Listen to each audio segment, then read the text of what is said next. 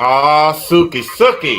We back in the house again. Welcome to another edition of Showtime with Coop, insightful BS with my Laker teammates, NBA legends, and always my co-host, the wonderful, the effervescent, the most hated man that I can think of, Nick, because he is a Boston Celtic lover. But I Oh, you still know love it. his company. Morning, Nick. Morning, Coop. I'm the most hated man in LA, and I'm not even in LA. All your friends must be going, who is that dude that you co-host with? Like, who is that guy? Why does he hate LeBron so much? Oh, they go, who's that dumpy guy that hates the Lakers so much? Yeah. Coop, what's going on, man? Another big week for the big three. Big three in the house. You know what? We won a big game against the Ball Hogs, coached by Gary Payton, and they're called the Boston Ball Hogs. So it was I a know it. double pleasure for us to beat them. But no, we're in our third week. We're 2-1. Actually, we're in first place, tied for first place. And the big three, man, is blowing up big time. Michael Beasley, Lance Stephenson, Mario Chalmers, Reggie Evans, Sean Williams are my players, and man, we getting it done for Miami 305. 305, baby. And Beasley again. I think he hit the game winner 2 weeks ago and scored big again this week. He's still kind of the league's guy, right? Or He's is a deep premier player. Him and Joe Johnson are Joe and Johnson. there's other players. I'm not going. The other players are very, very good, but those two kind of stand out alone. Mike hit the game winner for us, a 4-pointer. We had 46 points, and we needed 50. It's the first team to 50, win by 2. And Mike got to look at a 4-pointer and pulled it, man, and knocked it down to win the game. And you know what? It's the big three. If you haven't been, any of our listeners out there, you got to get to one in your closest city to you. I think we're coming into LA. Go to the Big Three website and you'll find out exactly when we're coming to LA, because I am a man who thinks the next week ahead, and we're in Boston. Not this weekend, next weekend. So that's the kind of person I am. So I don't delve too far ahead, but go to the Big Three website, find out when we'll be in Los Angeles. We're coming to Los Angeles. I think it's toward the end of July. To be there. Coop, I heard you have a new member of your coaching staff that may end up, bringing in some rounds of applauses here in Boston. Did I hear right that Robert Parish is joining your coaching team? You heard absolutely wrong. Robert Parish is not joining my coaching staff, contrary to our beef that we've had going. And you know what? I have mixed emotions about him. Robert made a statement last week about 3 Lakers that he don't mind or he likes, which is Kareem, Worthy, and myself. And I'm of the mindset, if you don't like one of us, you don't like all of us. So you know what, Robert? And I had my little beef with him, but deep down, I have a liking for Rob. But let's go on. Yeah, Rob. You know what? Just like the Celtics, you know what? When you go to Boston, they make you feel warm and comfy in the summertime when you're not supposed to. You're supposed to be cool. They cut the heater on. Then you go there in the wintertime and you're supposed to be cozy because it's cold outside. They got the air conditioner on and the windows open in our locker room. So Robert is pulling that old things the old gimmicks that the Boston. Hey, yeah, I like Coop. I like Kareem. I like Worthy, but I can't stand Magic. Fuck him. He says, okay, well, you know what? F you too, Robert Parish, in a big way. Dude, you know who he really dislikes? He didn't say it in that video, but he said it. I think he said it on your show. He's definitely said it online, though, before. He does not like Byron Scott at all. Like, if you were like, Chief, what do you think of Byron Scott? He would rip. Why does he like you so much, Coop? I don't get it. Maybe because you didn't have to guard him? I don't know. Maybe because I didn't punch his ass enough. That's why Robert set a screen on Byron, and Byron used to elbow him. Maybe, I don't know what. I don't know. Dude, but I really don't care. And how did we get on the Celtics so soon? I'm ready to get off. I had to, because that video went viral, Coop, and all of a sudden you're on the sidelines at the Big Three coaching, and you got influencers getting you on camera asking your opinion on this video. That video went viral. It went all over Boston. It was LA and Miami. So we had to bring it up, man. We had to bring it up. But it's crazy times in the NBA right now, Coop, right? Especially for it's two amazing. premier teams. But you know what? It's the fun time too, because people are making moves to become champions. Some teams are breaking teams apart that they thought they were champions, and they're breaking them down now. I mean, it's I think Boston is along that line. You win a championship, your marquee player gets injured, and now you're looking around and you start losing players and free agency. And I mean, look at Indiana. You figure they'd come back, after the performance this year. If Tyree Halliburton doesn't go down, it's a good chance they win that championship. I'm sad about that because I really thought that they were going to win. But again, congratulations to OKC. But now they lose Mike Turner, and he's gone. So now they got to revamp their whole team and kind of restructure. And Coach Carlisle got some work to do, but it's happening all around the league. So this is a fun time, sad times in some cases, but it's a fun time because you're wanting to see where players are going to land, what teams are going to get who. And the biggest free agent out there is Damian Lillard. I mean, again, he's injured, older player, but you know what? By the time he comes back after the first of the year, February, March, where teams are trying to decide on making a championship run, be careful because that young man will find himself on a championship, on a playoff team with a promise of hopefully winning a championship. Well, there are a lot of mutual names being brought up between the Celtics and the Lakers right now. Dame is one of them. We'll talk about Dame. But first, I haven't gotten your reactions or even your opinion or feelings on the Buss family selling the Lakers. So I think we should start there because coincidentally, again, both our franchises sold in the same year. So, for you, this is the first time you're experiencing, or will be experiencing new ownership in LA. What does this mean for the team, the building for a championship, but also the alumni, you legends who are overly all around, not overly, it's a good thing. You guys are all around the arena during games and Lakers events, which I know as a Celtics fan, that always propelled the fan base when our legends were still alive and wanting to come around. How does it affect you guys? I mean, what have you been hearing, Coop? I don't think it affects us at all. I think Mr. Walters is a great owner. What a great transition. Obviously, we look at the Buss family as being the sole owner, and with that being sold. But you look at it like this. Dr. Buss invested $67 million to get this organization. And he's passed it on to his daughter, Jeannie, who runs it. And look at what it's become. 67 million has turned into 10 billion. What an investment. What an investment. So, you know what? Again, Mr. Walter, Dodgers owner, he's going to, we're being passed on the granted, but this is great for the city of Los Angeles. It's almost keeps it in the family in a sense because the way the Dodgers operate is like a family atmosphere. And Magic's over there. So now with this back, but Jeannie will still be governor of the, they still hold a small percentage of the Los Angeles Lakers to keep it in the family because that's something that I think would want to be passed down. But again, the investment and the return is huge.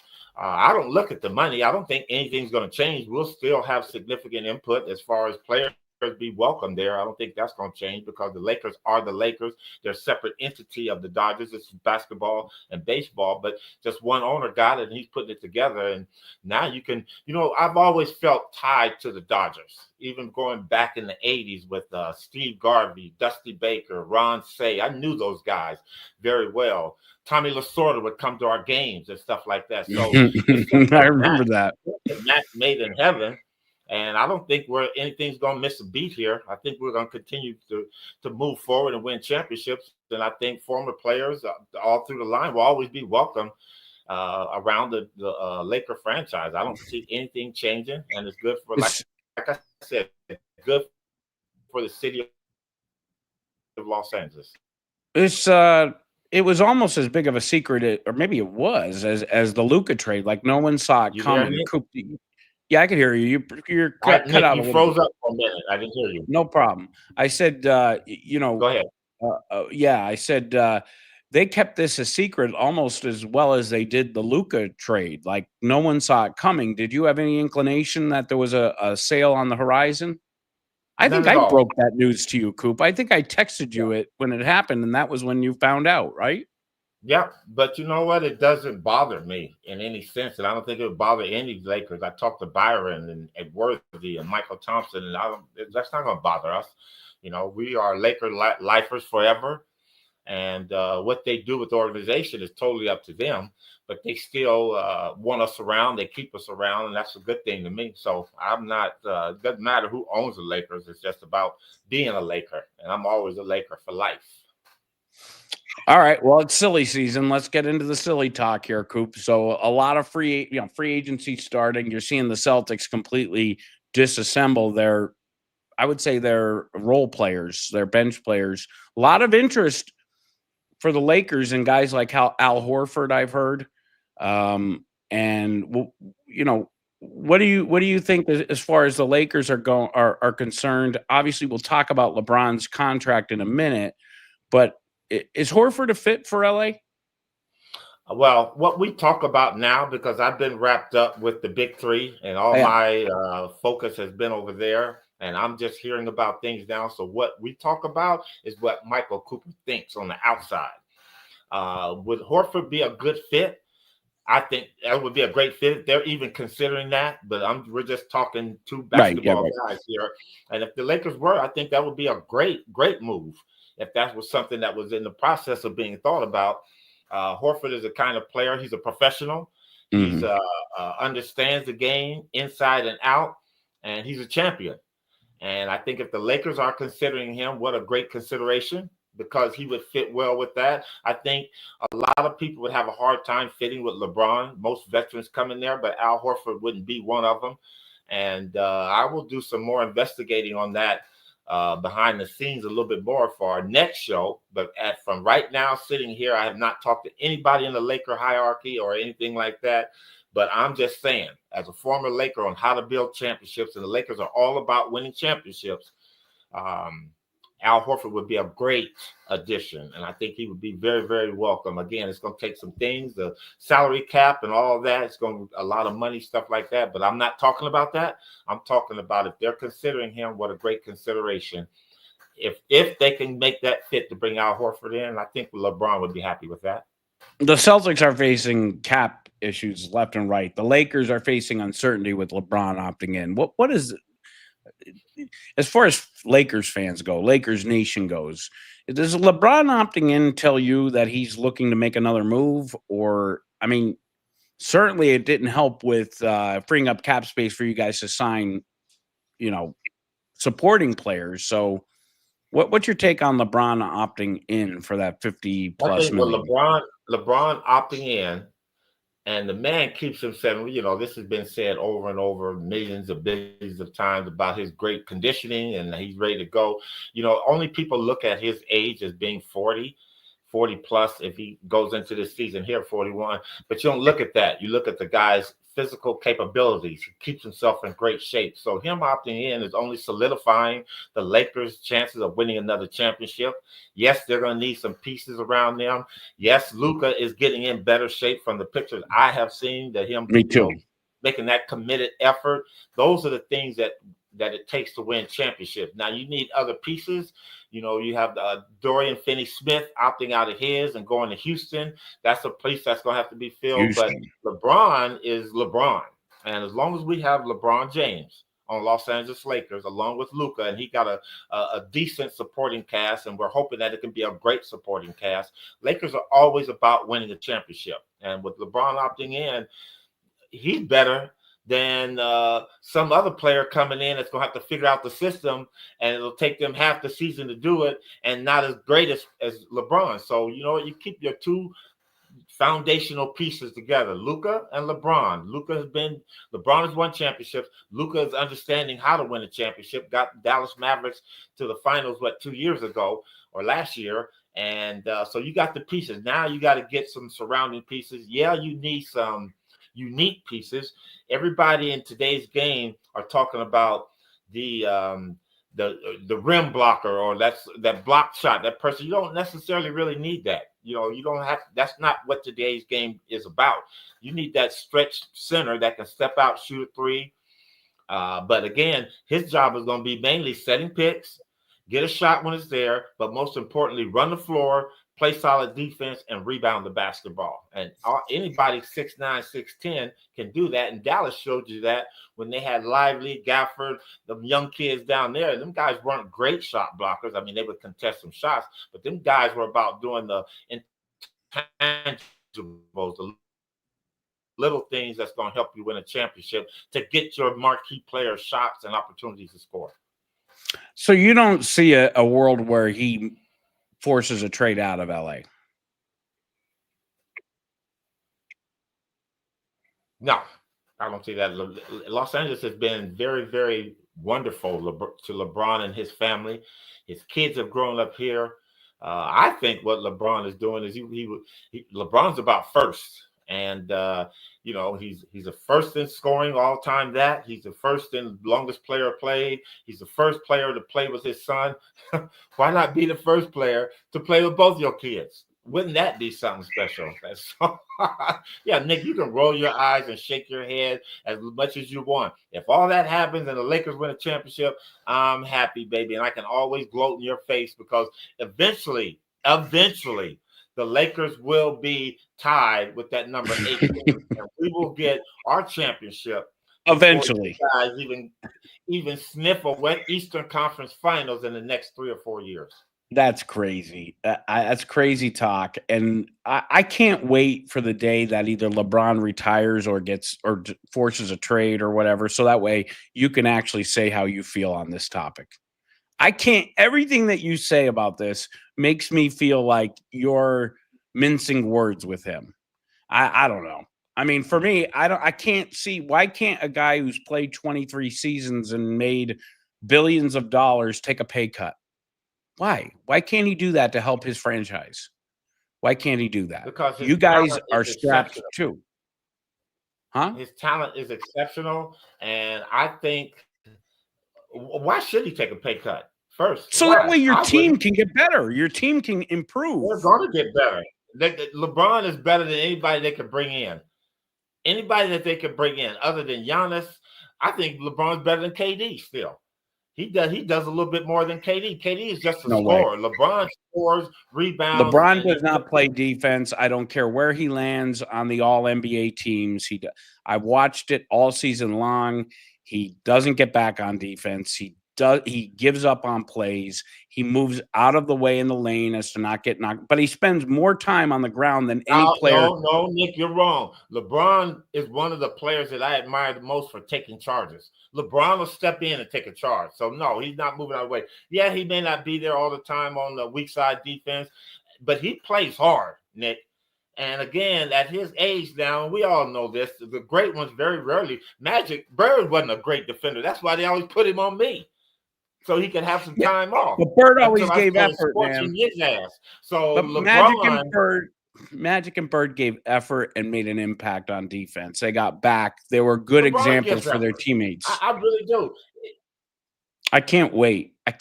Coop. I can't wait for him to be gone so we could have a serious conversation. When LeBron, listen, when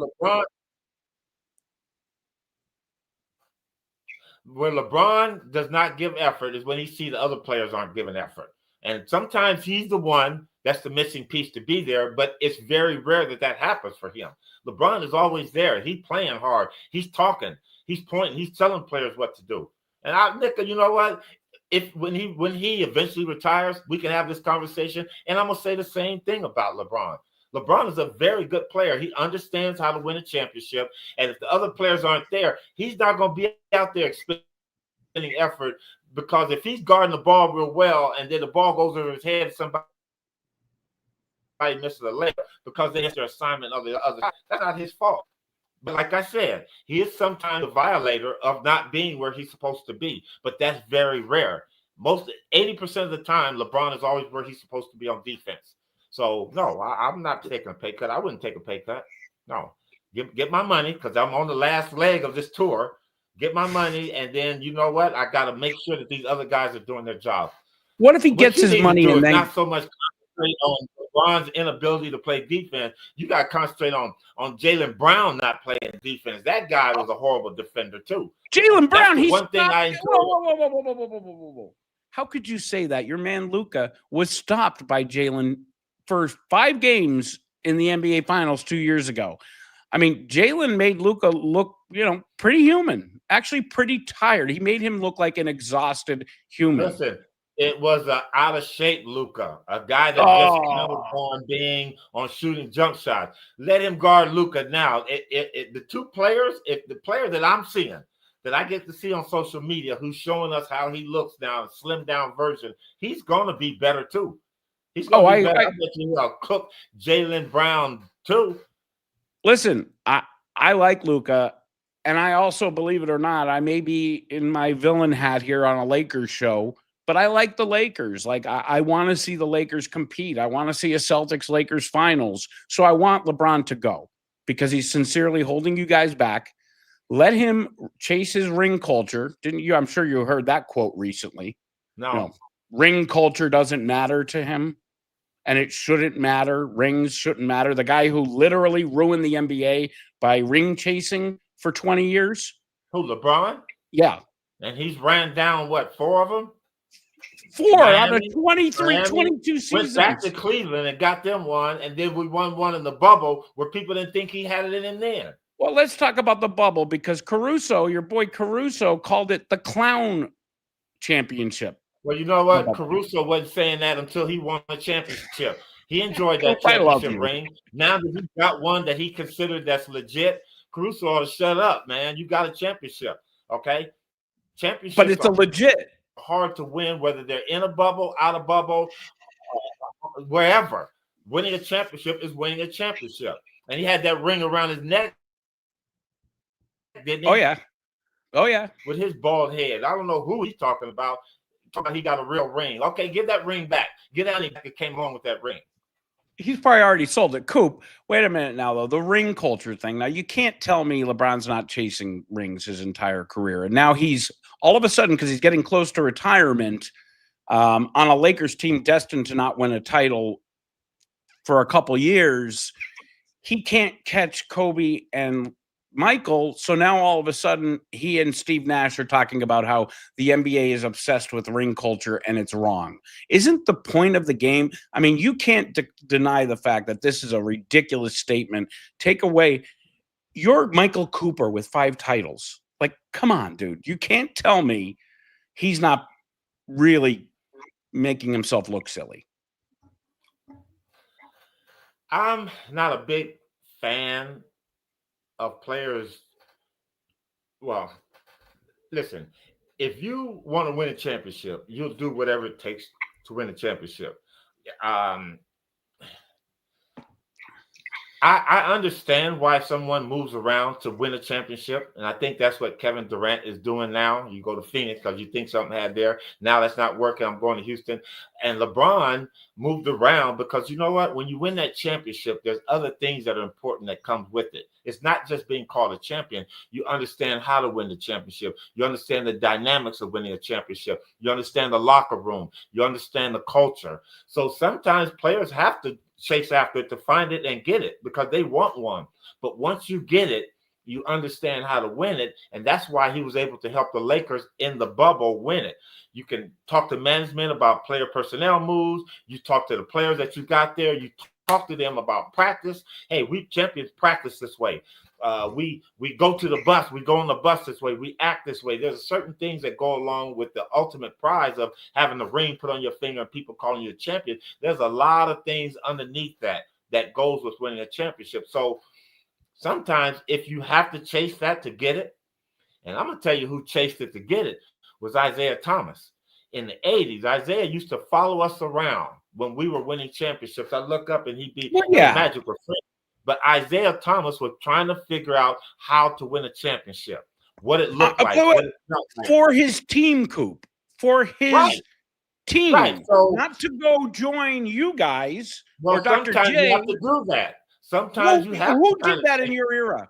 Who did that in your era? I don't remember anybody. Maybe Charles Barkley because the Sixers didn't want him anymore. I mean, And he didn't win a title.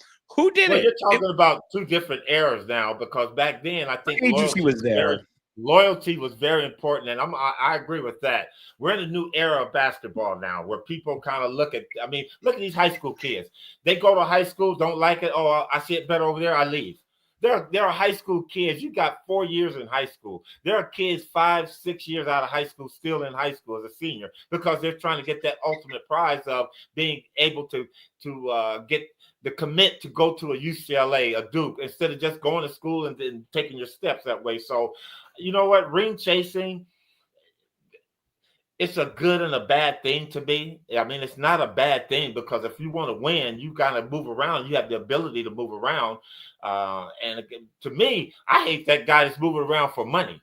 That to me it makes me upset. A player with a franchise, and you're here, just go through the whole process with it if they want you. But no, if I leave here, kind of like Finney Smith, because that's what he did. The Lakers offered him something, and okay, Houston gave you $8 to $9 more million better. Okay, that's your decision. If that's how you want to play this game, had LeBron taken a pay cut, they probably would have paid him what he deserved. Or if you want to win a championship, take what they're offering me. Let me stay here, because we went so far this year. That is extremely hypocritical. I've never played basketball for the money, Nick. I never did. I know I've that. always played That's why for the love of the game. I know that. I believe in loyalty. That was me. I know that. There was 4 times in my career, especially my first 3 years. My agent, Fred Slaughter, God rest his soul, would tell me, Coop, you can make more. No, man, this is LA. Not because it was home, but it was because the first team that drafted me. I wanted to stay here. I wanted to build something. I saw what was happening. Then it happened in 83, 84, when I had a chance to leave again. No, we had won 2 championships. I believe this team could win more. So for me, I've never played this game for money. And, you know, we have a Showtime thread, where we kind of make. I wish I could be a fly on the wall. Going on now. Michael Thompson sent us a thing, and he goes, you know what, fellas, we were born 60 years too late, or not 60 years? Too early. Too early. We should be born now. The way that this money is being thrown around, but you know what? I never, ever, ever begrudge. I'm mad about a player getting money now. I'm not mad about the exorbitant amount of money right now. I enjoy what we did in the 80s, because these players in today's game would not get this type of money had we not played the way we did. And that's the one thing that I'm certain in my heart about. If I leave this world today, I know in my heart we did what was best, because you know what? We changed the NBA. And you made it. Making it better. And I have a 20-year-old son, and hopefully he gets opportunity to experience that. And if he does, there's money out there, not just in the NBA. There's money overseas. The G League is getting better, is growing and by leaps and bounds. So you know what? We have made basketball more enjoyable. We made it more profitable. We've done that, and I'm okay with that. You've also set a standard that these players are struggling to live up to when it comes to the fan base, because they're constantly getting harkened back to your era, always, you know, the glory era. So you set a standard that has yet to be broken, regardless of money, ratings, anything. The NBA will always be remembered for the 80s. But back to the ring chasing, take away the ring chasing part, because you focused in on that. His point was rings don't matter when it comes to player greatness. So what he was saying, and he called out Charles Barkley as a point of purpose. He said, Charles Barkley deserves the same GOAT consideration as Bill Russell or Michael Jordan or LeBron James. So he's saying there's way too much of an emphasis on winning in the NBA today. It should be on personal player accolades, I guess. That's the only way I'm going to take it. I can't think you would agree with that. He has a good point there, but if you look at how people equate success through winning, when you're in the corporate world and you go from just an employee to the CEO, that's like winning a championship. Okay, you become more popular, more valuable, and I think that's how people. LeBron has to look at. That's how people see the game. People see the game on who's won. What have you done for me lately? And yeah, I agree with him. Charles Barkley was a hell of a player. It's so unfortunate that he never won a championship. And Michael the same Jordan. thing could almost have been said had not Elijah won. If Elijah won had never won a championship, would he be ranked up there with some of the best? No, he wouldn't. Coop, if Jordan hadn't retired for 2 years, would Olajuwon have won a title? Probably not. Probably not. Would Jordan have 8? So LeBron, I mean, saying that, making that statement, I can see where he's coming from with that.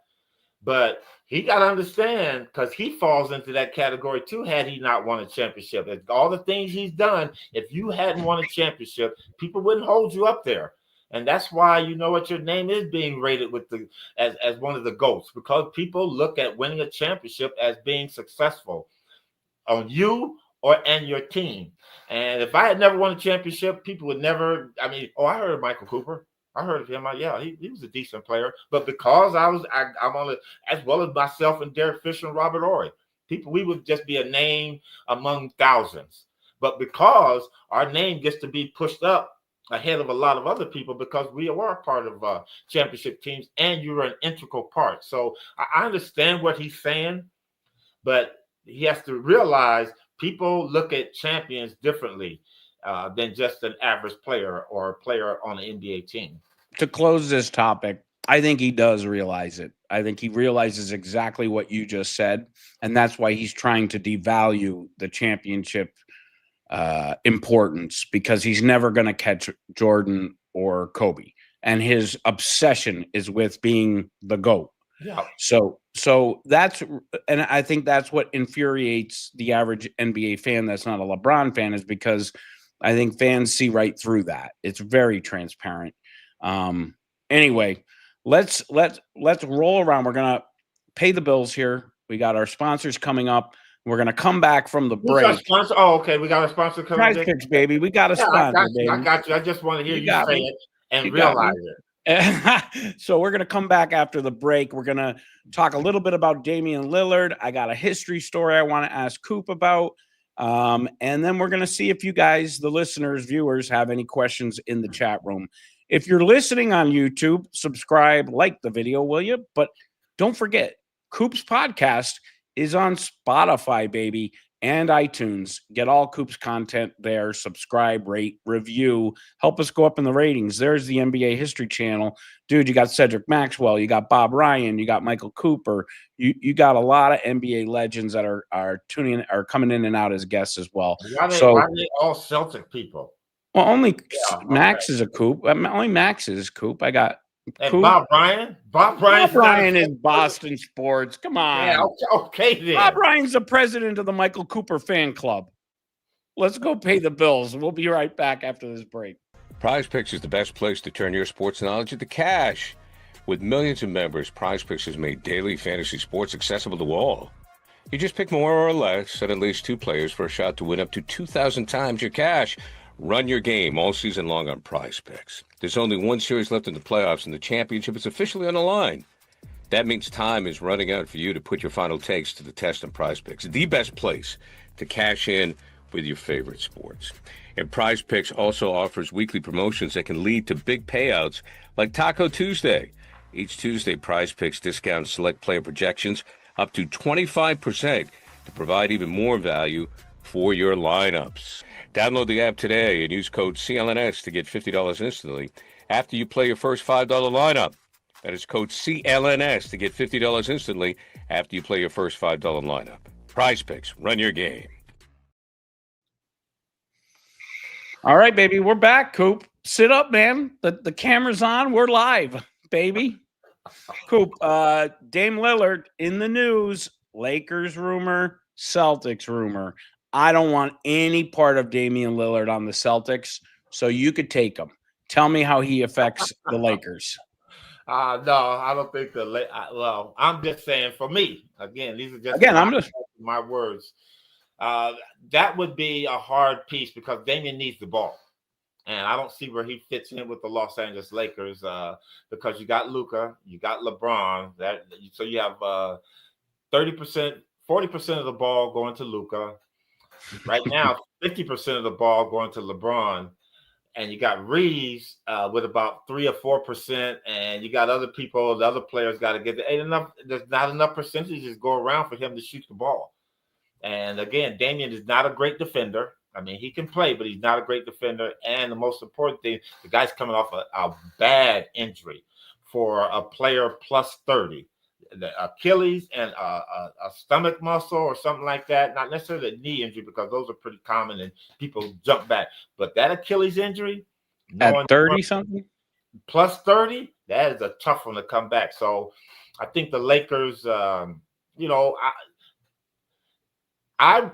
if I was a GM and we got to a certain point, say January, February, March, and we're looking and the playoffs is kind of like, and I would look and see, and I thought he could help us, I would bring him aboard. But you know what? I don't see where he could be helpful coming back off that injury. So you're pushing him. He is not moving out of Portland. He's not moving. He's going to do all rehabbing in Portland. All of that. Milwaukee. No, he said Portland.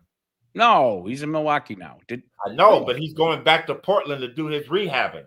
Oh, I'm following you. Okay, so all of that, the rehab is going to be done in Portland with his kids, and so that the contact would have to be to him through there. So I'm just like, okay, well, I want you in March. If I'm gonna get you, I want to see you down here a little bit. He's not coming down till he's ready to play. So that sounds about right. You're pushing him back on the Celtics, so I'm going to give you the reasons I don't want him. Okay. Everything you said, plus the games he played in his last free agency when he was trying to strong arm Pat Riley, demanding where he goes, and I love Celtics fans because they pay our bills just like NBA Lakers fans do. But Celtics fans are so fucking delusional, man. Like, they hear Dame and Dame time, and there's gifts everywhere on Brad will make it happen. Brad we trust. Brad we believe in, right? All this shit. They don't remember that during his tour, when he was trying to get traded last time to Miami, he specifically called out Boston as the one place he would refuse to go and demand a trade. No one remembers that. No one's talking about it. And even if he's changed his mind, Coop, I don't want a guy like that on my team. He didn't want to be in Boston, so don't come to Boston. And furthermore, you mentioned about his injury. What are we going to have two guys sitting on the sidelines rehabbing an Achilles together? Oh, no, one's going to be in Portland all year while the other one's already busting his ass in Brighton in our practice facility for a month rehabbing his in Boston. So you're going to bring in a guy who doesn't like Boston, won't rehab in Boston, doesn't want to come to Boston, demands where he wants to go, big-time Pat Riley, which says a lot to me when he's trying to push him around 2 years ago. He was, Coop, trying to get himself down in Miami, and you mark my words, he doesn't care about championships. He doesn't. He cares about himself. He's going to end up in Miami. If Pat Riley will deal with him, that's where he's going to end up, and that's where he should go. He left he did not much of anything in Portland. Went to Milwaukee and sucked up the joint. I mean, Milwaukee got worse. How does that happen? You add a superstar and you get worse, right? And Damian Lillard, it ain't been Dame time since 2019, folks. Let's be honest here. So you keep him in LA or let him stay with Doc in Milwaukee. I don't want him anywhere near Boston. And I hope everybody beats the fuck out of me on Twitter for saying this. Wow. Okay. No, you know what? I think he's gonna. And the great thing for Dame is that Milwaukee did waive him, and they're allowing him to go. I wouldn't have. And that's great for him because now I can rehab, concentrate on getting as healthy as I can, and look and see. And you know what? I will be watching all teams. I don't think, because again, if he's not about championships, he's not going to end up in Miami. If he's not about championships, because Miami's about winning a championship. They lost that kid Duncan Robinson, so they're going to be looking to replace somebody. So if he can, and he's going to have to, if they're considering him, he's going to have to go somewhere and do a workout for some people, after the first of the year. So, I'm just wishing him luck. But the most important thing is I'm wishing him good health. Yeah. You know what? His career's almost over, and you don't want anybody leaving this game with a limp or any kind of ill effects that they've had as a player. And that Achilles heel, and that was the one thing I really respect about Norm. You go through it, Norm doesn't walk like he has a problem now, and that's the one thing you want to do. Did Norm tear his Achilles? Norm tore his Achilles too. What year? Plus 30. And Norm played one more year after that, and that was it. And was never, what Norm's thing was all about quickness. What is his best asset? His quickness. And that's going to be diminished a little bit. And, in today's game now, with so much money that you have to really go out and find the best people to work on you, or first of all, do the surgery and do it right. Second of all, to come back and get your rehab going, and then the trainers will come on and work you back into condition. That's going to be a big thing for him. So, I'm just wishing that Dame gets back to where he can fully mobilize and walk without any limps or ill effects from that, because there's life after basketball. You want to be able to do things with your kids and move around and without any pain. So let's we absolutely at first, but as a basketball player, he'll be looking, and if he wants to play, and again, this is another soul searching thing for him too. How old is Dame? 35, 36? Yeah, I would say 34, 35. 35. He needs a championship. Well, you know what? I think championship days are over as far as him trying to really be a integral part, because it's going to depend on how he comes back on his rehab. So again, wishing him the best, and he'll have his book open of who's going to be there and who has a better opportunity, and I think he'll go that route. Well, I wish him the best too. I mean, I never want to see anybody unhealthy. It may sound like I hated him, but I just don't want him near Boston right now. And frankly, I don't think he helps LA either. LA's got to continue to get better and younger, right? I mean, they can't get older. Ain't enough shots in LA for him there. Ain't enough shot. That's another thing. There aren't enough shots to go around. Yeah. Coop, I'm thinking about, some of the uncertainty in LA, maybe more so the dismantling of the Celtics. And I want to talk to you about, I know you retired in 89, 90, but you had to be around for some of that when they were kind of rebooting or retooling to try to replace Kareem and you. They brought in Vlade, who we're going to get as a guest soon. Tell me what that was like. Was there a sense that the Lakers' Showtime was over now that Kareem was retiring, or did they feel they could, which they did at least, reach the finals one more time after he was gone? Well, we knew it was coming to an end. And I think with Vlade, that was the one thing that Jerry West really was concentrating on, that Vlade could come in. Now, Vlade was a different center. Vlade, got to remember, was the first center that shot threes that came over here from and passed really well. So you could see the tide of changing on what they thought a big man was supposed to be about. Kareem was the last of the back to the basket centers.